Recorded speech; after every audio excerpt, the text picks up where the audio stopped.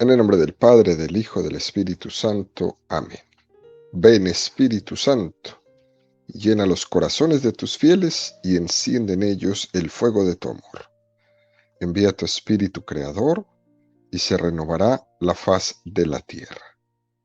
Estamos estudiando el Catecismo de la Iglesia Católica, su segunda parte, la celebración del misterio cristiano, segunda sesión, los 7 sacramentos de la Iglesia, capítulo tercero, los sacramentos al servicio de la comunidad. Artículo sexto, el sacramento del orden.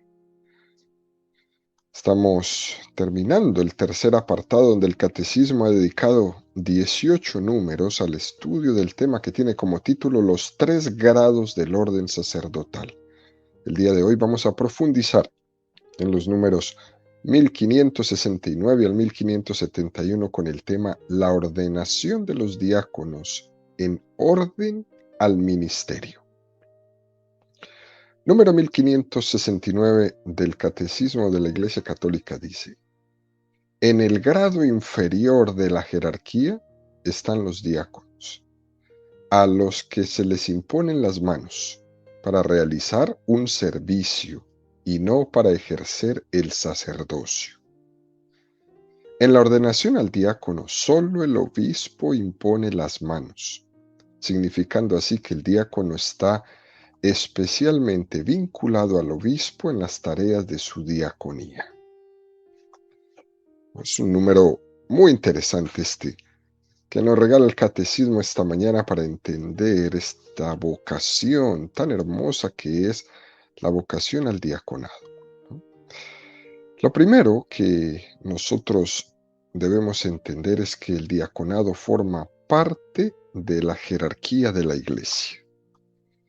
Jesucristo ha puesto en manos del ministerio apostólico no solo la tarea de predicar y de santificar, sino también la tarea de gobernar, que son 3 las funciones encomendadas al ministerio apostólico: enseñar, santificar y gobernar. Y es por esto que forma parte de la jerarquía de la iglesia todos aquellos que están introducidos en esas 3 funciones que han sido encomendadas por Jesús. Y esas 3 funciones están en estos 3 grados: el obispo, el presbítero y el diácono. Este número del catecismo dice también que al diácono se le imponen las manos solamente del obispo para realizar un servicio y no para ejercer el sacerdocio. La forma de participar del sacerdocio ministerial solamente son 2: el episcopado y el presbiterado, no el diaconado. El diácono no participa de ese sacerdocio ministerial. El diácono tiene como razón de ser un colaborador del obispo y del presbítero, mas no participar del sacerdocio ministerial. Muy importante tener esto claro. Después dice este número del catecismo: en la ordenación al diaconado solo el obispo impone las manos, significando así que el diácono está especialmente vinculado al obispo y al presbítero en las tareas de su diaconía. Es muy interesante esto que dice, que cuando ustedes, si alguno ha participado en la consagración episcopal de un obispo, son varios obispos los que van a imponer las manos, ¿no?, sobre ese obispo, mínimo 3, que van a estar presentes en esa consagración. Cuando es la ordenación de un sacerdote, todo el presbiterio va a imponer las manos sobre ese sacerdote que están ordenando como un signo de unidad entre el presbiterio de esa diócesis. Pero cuando se está ordenando un diácono, solo el obispo, no los sacerdotes y menos otros diáconos, ¿no? Y nos ofrece una referencia muy, muy interesante este número del catecismo con el documento del Vaticano II, la Constitución Dogmática sobre la Iglesia Lumen Gentium, en el número 29, nos va a explicar esto de una mejor manera. En el grado inferior de la jerarquía están los diáconos, que reciben la imposición de las manos, no en orden al sacerdocio, sino en orden al ministerio. Esta primera parte de este número 29 de la Lumen Gentium nos da el título que el catecismo ha usado para explicar este ministerio del diaconado, en orden al ministerio. Así, confortados con la gracia sacramental, en comunión con el obispo y su presbiterio, sirven al pueblo de Dios en el ministerio de la liturgia, de la palabra y de la caridad. Es oficio propio del diácono, según le fuere asignado por la autoridad competente, administrar solemnemente el bautismo, reservar y distribuir la Eucaristía, asistir al matrimonio y bendecirlo en nombre de la Iglesia, llevar el viático a los moribundos, leer la Sagrada Escritura a los fieles, instruir y exhortar al pueblo, presidir el culto y la oración de los fieles, administrar los sacramentales, presidir el rito de los funerales y sepultura. Dedicados a los oficios de la caridad y de la administración, recuerden los diáconos el aviso de San Policarpo: misericordiosos, diligentes, procediendo conforme a la verdad del Señor, que se hizo servidor de todos. Ahora bien, con estos oficios, necesarios en gran manera a la vida de la Iglesia, según la disciplina actualmente vigente en la Iglesia latina, difícilmente pueden ser desempeñados en muchas regiones. Se podrá restablecer en adelante el diaconado como grado propio y permanente de la jerarquía. Corresponde a las distintas conferencias territoriales de obispos, de acuerdo con el sumo pontífice, decidir si se cree oportuno y en dónde el establecer estos diaconados para la atención de los fieles. Es un número, este número 29 de la Constitución Lumen Gentium, un poco largo, que vamos a desglosar porque aquí hay muchísimo material para entender esta vocación al diaconado, ¿no? Dice: con el consentimiento del romano pontífice, este diaconado podrá ser conferido a varones de edad madura, aunque estén casados, pero también a jóvenes idóneos, para quienes debe mantenerse firme la ley del celibato. En el Concilio Vaticano II es el momento donde se restableció el orden de los diáconos permanentes. Antes del Concilio Vaticano II no existía como grado propio y permanente dentro de la jerarquía de la Iglesia el diaconado. Existía como una ordenación de paso al sacerdocio.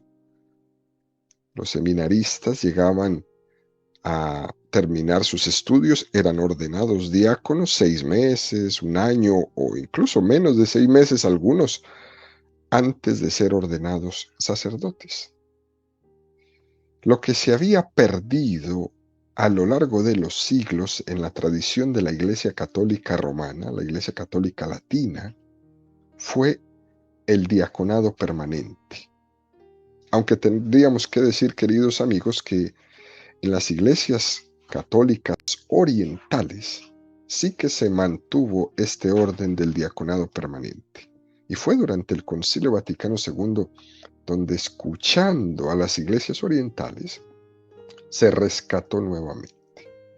Por tanto, el Concilio Vaticano II restablece el diaconado permanente, bajo dos posibilidades, como nos dice este texto que acabamos de leer de la Lumen Gentium. Este diaconado podrá ser conferido a varones de edad madura. Normalmente, se dice que pueden ser personas mayores de 35 años, aunque estén casados, aunque estén casados. Pero no se ordena diácono para después casarse, no, esto no se puede. Tendría que estar casado para que lo ordenen diácono permanente, pero también podrían ser jóvenes que no estén casados. Dice muy bien, jóvenes idóneos para quienes deben mantenerse firme la ley del celibato. Es decir, pueden ordenar a una persona como diácono permanente sin que esté casado, sí, pero si no está casado, debe mantenerse en el celibato como si fuera un sacerdote. Lo que no está contemplado es que un diácono se case, tampoco en la tradición oriental. Si es un joven idóneo que no está casado y lo ordenan diácono, ya después de ser ordenado no podrá casarse. En el caso de que el diácono se le conceda a un célibe, el diaconado se le conceda a un joven idóneo, este hace la promesa del celibato en el momento de la ordenación. De hecho, es muy interesante esto porque la promesa que hacen los sacerdotes de vivir su vida en celibato comienza el día de su ordenación de diácono, no el día de su ordenación sacerdotal, el día de su ordenación como diácono. Viendo las necesidades de la iglesia, en algunos lugares del mundo se ha promocionado esta ordenación de los diáconos permanentes, en algunos lugares más que en otros. Aquí en los Estados Unidos es muy normal encontrar esta figura del diácono permanente, que la gente en algunos momentos que no está muy acostumbrada todavía a esto, pues un poco como que se asusta, ¿no? Porque ven a un señor vestido de sacerdote, pero también está ahí con su esposa, y bueno, ¿cómo este padre? No, no es un padre, es un diácono. Y hay veces cuesta un poquito entenderlo, hasta que ya uno se va familiarizando con ellos, y entonces ya uno va entendiendo que esa es una vocación muy concreta, es una vocación muy particular, además de ser una vocación muy hermosa. Pero al inicio, cuando las personas que vienen de algunos lugares del mundo donde esto no es algo que se ve tan tradicionalmente, entonces sí cuesta un poco entenderlo. Pero este diaconado, desde el punto de vista sacramental, es una gran ayuda para la iglesia. Fíjese, este número 29 de la Lumen Gentium, toda la lista de cosas que nos dice que un diácono debe hacer, ¿no? Por su ordenación diaconal, puede hacer. Ahorita llegaremos a esta lista. Lo que un diácono no puede hacer es presidir la Eucaristía. Tampoco puede administrar el sacramento de la penitencia. Y tampoco puede administrar el sacramento de la unción de los enfermos. De resto, el diaconado tiene una lista enorme, ¿sí? Enorme. Leer la Sagrada Escritura a los fieles, instruir y exhortar al pueblo, presidir el culto en la oración de los fieles, administrar los sacramentales, presidir el rito de los funerales y la sepultura, ¿sí? Todos los oficios de la caridad, de la administración. Es mucho lo que un diácono puede abarcar en su respuesta a Dios, en su vocación. La iglesia le encomienda estas tareas que son muy particulares. Y también le encomienda que para esto debe de estar lo suficientemente bien formado y preparado para poder desarrollar su ministerio diaconal. Ahora bien, entre todas estas cosas que un diácono tiene para ejercer su diaconado, hay una que es muy particular y es la de dedicarse a los oficios de la caridad y la administración. Ese es el ministerio de la caridad dentro de la comunidad parroquial, el diaconado. Por esto es preciosa la expresión que nos regaló San Policarpo. Los diáconos sean misericordiosos, diligentes, procediendo conforme a la verdad del Señor que se hizo servidor de todos. Qué cosa más bella esta. Misericordiosos. Por esto, el Concilio Vaticano va a hacer este redescubrimiento tan hermoso de lo que es esta vocación al diaconado. Es como si el concilio hubiera tomado en serio el volver a las raíces de la iglesia. Descubrir cosas como esta del diaconado que habían estado en la iglesia primitiva y que con el paso de los siglos habían quedado un poco como olvidadas, como arrinconadas. El diaconado permanente, como lo vemos hoy, es un volver a las raíces. Y esto nos lo regaló, sin duda alguna, el diálogo de la iglesia con las iglesias orientales. Es una muestra más de la unidad de la iglesia, donde de un lado y del otro estamos constantemente en ese ir ayudándose a dar una mejor respuesta al cristianismo de los primeros siglos. Dicho esto, el catecismo nos presenta el número 1560 que dice: los diáconos participan de una manera especial en la misión y la gracia de Cristo.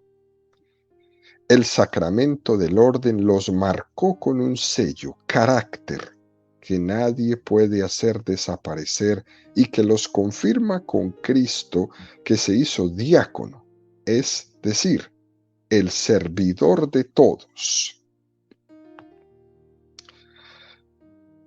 Y después este número del catecismo nos va a regalar otra instrucción de San Policarpo que dice: corresponde a los diáconos, entre otras cosas, asistir al obispo y a los presbíteros en la celebración de los divinos misterios, sobre todo de la Eucaristía, y en la distribución de la misma, asistir a la celebración del matrimonio y bendecirlo, proclamar el Evangelio y predicar, presidir las exequias y entregarse a los diversos servicios de la comunidad en la caridad. Como hemos dicho en algunos momentos, 3 son los sacramentos que imprimen carácter: el bautismo, la confirmación y el orden sacerdotal. También en la ordenación diaconal se imprime ese mismo carácter o sello. En la vida eterna, ese diácono también será diácono. Así como el sacerdote es sacerdote para siempre, el diácono será diácono para siempre.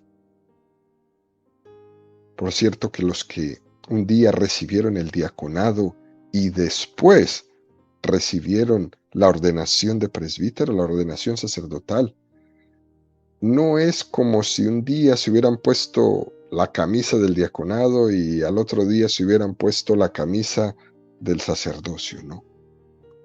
No, no. no sustituye una cosa a la otra.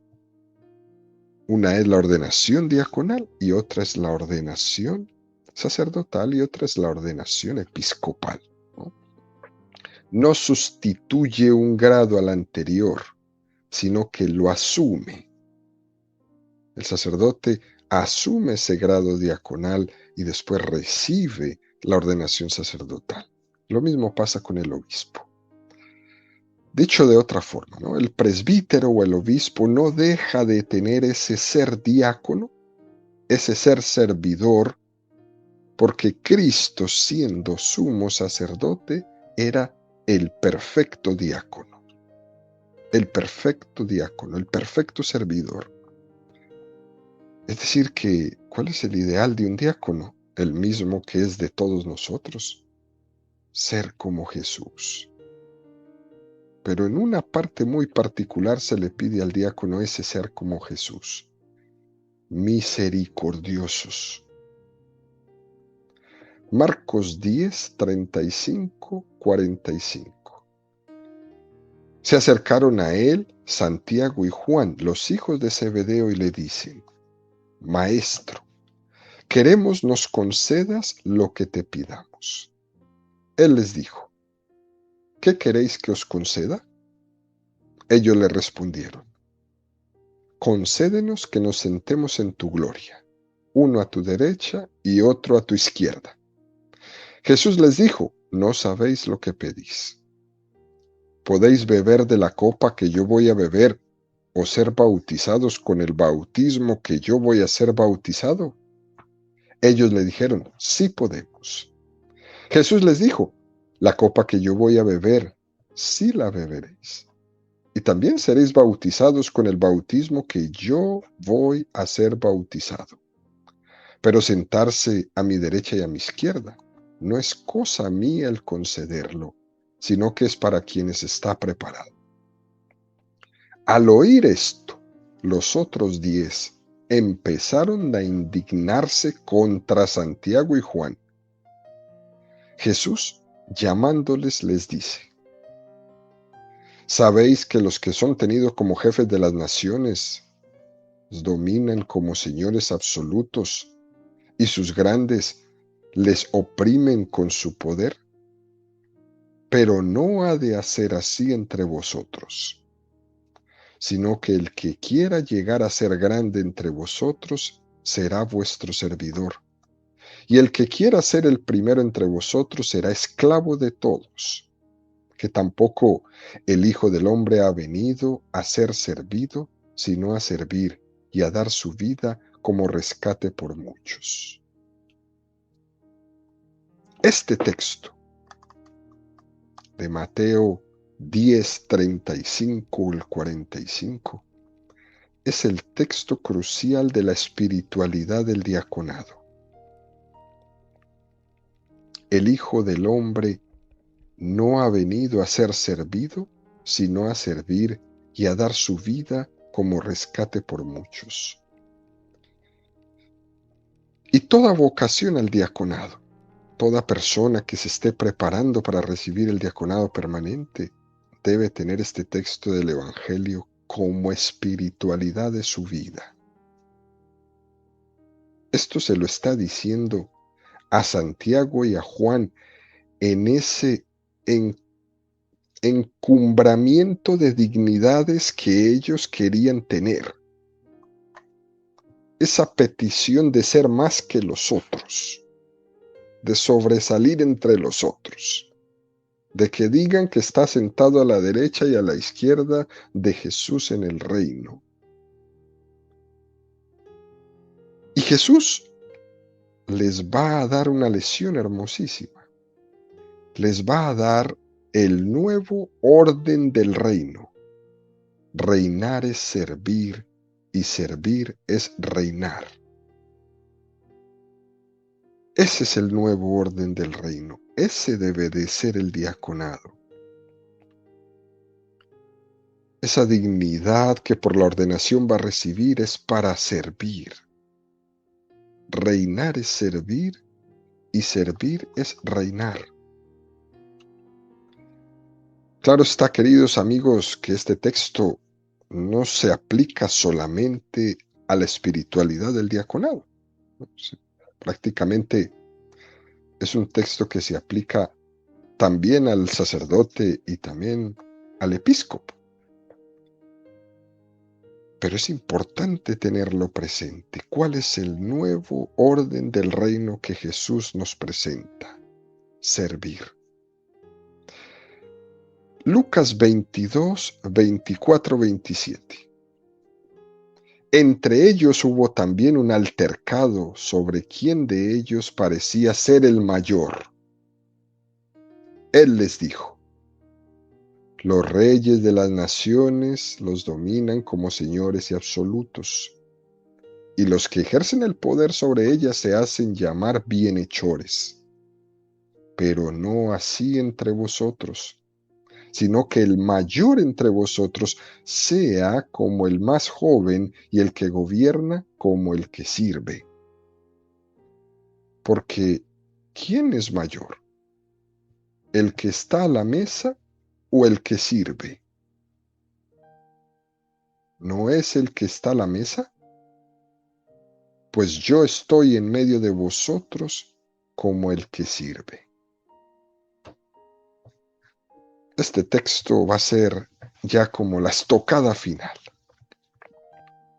Jesús conjuga en este texto perfectamente estar a la mesa y ser el que sirve. Jesús es el que presidió la última cena en el cenáculo y al mismo tiempo se levantó y se postró delante de cada uno de los apóstoles para lavarle los pies. Estar a la mesa y ser el que sirve. Eso era romper todos los esquemas. Tanto es así que Pedro mismo se escandaliza. ¿Tú lavarme los pies a mí? Muy interesante esto, queridos amigos. El que está a la mesa es el que sirve. A veces nosotros hemos hecho una oposición entre autoridad y servicio. Y esa oposición no tiene raíz evangélica, no la tiene. Al que más autoridad se le dio es para que sirva más. Nosotros desde el Evangelio no podemos tener los esquemas del mundo social, estos esquemas sociales de hoy día, ¿no? No hay una oposición entre autoridad y servicio en el Evangelio. Vemos por ahí en tiempos de campañas políticas cómo todos van con el pueblo y ahí sí los abrazan a todos, los besan a todos, se toman fotos con todos, pero una vez que llegan a ser gobernantes, nadie se les puede arrimar porque te llegan ahí 20 guardaespaldas, ¿no? Ahí ya no hay abrazos, ya no hay manos, ya no hay besos, ya no hay fotos. No, estar a la mesa es servir. Tener más autoridad es para servir más. Y es por ese servicio que el ministerio diaconal forma parte de la jerarquía de la iglesia.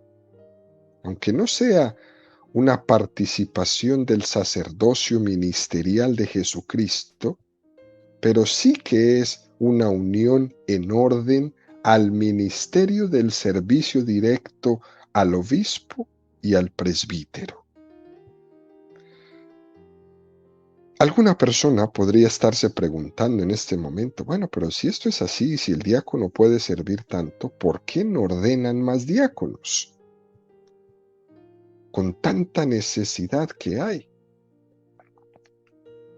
Hay tanta escasez de sacerdotes que entonces, ¿por qué no ordenar más diáconos? Pero esto no se puede entender así. No, no es el diaconado como cuando se llaman a los catequistas, se pregunta, ¿quién quiere ser catequista en este año? No, no es así. No es una llamada puntual que exija una respuesta un poco emocional. Ahí yo quiero ser catequista, como algunas personas lo hacen, para cubrir un servicio determinado, en un momento determinado en su parroquia. No, no es así. El diaconado es una vocación que dura toda la vida y es para toda la eternidad. Imprime carácter. Y esto hace una gran diferencia de los otros servicios que hacen los laicos dentro de la iglesia. El diaconado es una vocación y es para siempre. Por lo tanto, si el diaconado es una vocación, lo primero que tiene que haber es una llamada. Dios es quien le llama para configurarlo diácono para siempre. No es una cuestión de respuesta frente a la petición de una necesidad o de un servicio, es una llamada. Y por eso a lo mejor es que tampoco hayan tantos diáconos, porque es una vocación. Y Dios llama a muchos también a ser diáconos y no se puede, porque no quieren o no están idóneos, igual que en el sacerdocio. Es necesario tener un discernimiento, y ese discernimiento lo tiene la persona ante la llamada con la ayuda de la iglesia. Puede ocurrir que un candidato al diaconado, la iglesia le pide a este candidato que entre en un proceso de formación, en un proceso de vida espiritual, donde se tienen que cumplir unas normatividades, donde tiene que haber un proceso de formación, aunque no necesariamente sea como el irse al seminario. Y es posible que este proceso decepcione a alguno de ellos, algún candidato que por alguna circunstancia pueda sentir que Dios le está llamando. Y la iglesia puede decirle, no, no es para ti. No es lo mismo tener vocación a sentirse llamado. Uno puede sentir el llamado y en el momento de entrar en el proceso de formación, la iglesia le puede decir, esto no es para ti. Es mucho tu deseo, es muy buena tu intención, es muy agradable tu sensibilidad, pero esto no es para ti, igual como se puede hacer con un joven seminarista, ¿no? Se le va orientando y al final, si el joven no está apto para ser sacerdote, pues simplemente se le invita a vivir su vocación cristiana en otro estado de vida. Para todos aplica lo mismo. Y es tarea de la iglesia ayudar a discernir si es una vocación o no es una vocación. Es un proceso muy hermoso de discernimiento hasta que la iglesia no le llama oficialmente. ¿Sí? Y ya cuando la iglesia ha visto que esta persona es idónea, entonces ya ahí hay una vocación. Y ahí podemos seguir adelante. Pero lo que tiene que quedar muy claro en este número del catecismo, queridos amigos, es que no es simplemente el ser diácono algo que nace de un impulso de emoción, no, es una llamada que exige una respuesta para ponerla en manos de la iglesia para que nos ayude a discernir si sí o no es una vocación lo que tengo entre mis manos, al diaconado. El sentido teológico de la palabra vocación hace falta que el deseo de uno esté corroborado por el discernimiento de la iglesia.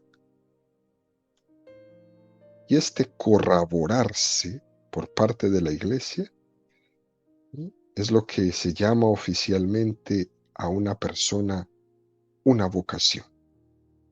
Fíjense, queridos amigos, en el Evangelio hay ocasiones donde Jesús llamaba y el interesado no respondía. Es el caso, por ejemplo, del joven rico. Pero también en el Evangelio hay casos donde pasaba lo contrario. ¿Recuerdan ustedes esos endemoniados a los que Jesús libera del demonio, expulsando esos demonios a los cerdos? Uno de esos jóvenes le pidió a Jesús seguirle entre sus discípulos y Jesús le dijo que no. Le dijo que diera gloria a Dios en su vida, en su casa, en su trabajo, en su estilo de vida, pero no como uno de sus apóstoles. Esa tarea es la tarea que ha recibido también la iglesia. Cuando Jesús le entregó el poder de atar y desatar, ahí en ese atar y desatar está incluido el poder de ayudar a hacer un discernimiento en la vida para descubrir cuál es la vocación. Ese discernimiento para la vida del diácono, ese discernimiento para la vida del sacerdote, ese discernimiento para los que se van a casar. Toda esa belleza que la iglesia tiene por la gracia de Dios para ayudar a los seres humanos a discernir es la tarea muy, muy bien encomendada que tiene la iglesia para con sus fieles, para con sus hijos, de cuidarlos y de ayudarles a discernir qué es lo que Dios quiere de tu vida. Por tanto, queridos amigos, tenemos en la iglesia, gracias al Concilio Vaticano II, este regalo tan grande de lo que es el diaconado. Así como hemos dado gracias a Dios por nuestros obispos, hemos dado gracias a Dios por nuestros presbíteros, el día de hoy la iglesia nos invita a darle gracias a Dios por nuestros diáconos, trabajar con ellos, caminar con ellos, ser un soporte también en sus vidas y sobre todo, si está en nuestras manos, orientar, si está en nuestras manos, animar a algunas personas a descubrir si a lo mejor Dios les está llamando para esta preciosa vocación al diaconado.